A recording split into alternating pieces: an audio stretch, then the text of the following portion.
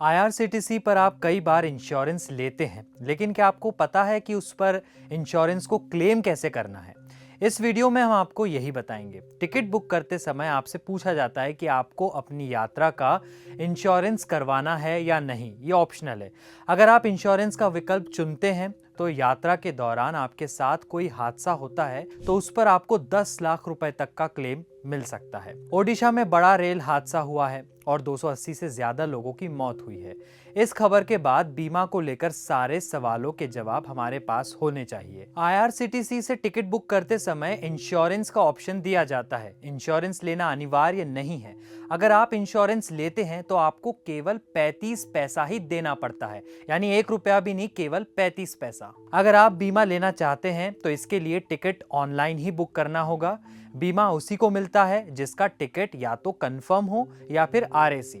5 साल तक के बच्चे को बीमा नहीं मिलेगा क्योंकि उसका टिकट भी नहीं लगता। अब जानते हैं कि क्लेम किस कंडीशन में कितना मिलता है। मौत होने पर 10 लाख रुपए तक का क्लेम मिलता है। अगर हादसे में कोई पूरा विकलांग हो जाए तो उसे भी 10 लाख रुपए मिलेंगे। कोई आंशिक रूप से यानी पार्शियली विकलांग हो जाए तो उसे 7.5 लाख रुपए तक का कवर मिलेगा। गंभीर रूप से घायल को 2 लाख रुपए मिलेंगे और अगर मामूली रूप से घायल हैं तो 10,000 रुपए का कवर दिया जाएगा।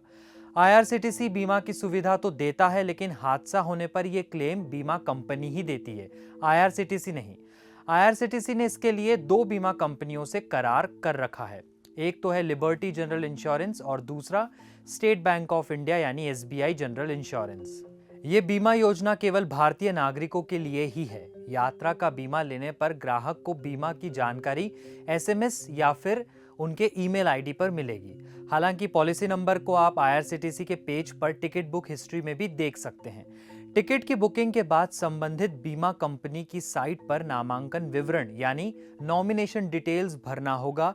यदि नॉमिनेशन डिटेल्स नहीं भरेंगे तो हादसे के बाद क्लेम कानूनी उत्तराधिकारी को दिया जाएगा। हादसे के बाद 4 महीनों की अवधि में ही बीमा क्लेम किया जा सकता है। उसके बाद बीमा की मान्यता खत्म हो जाती है।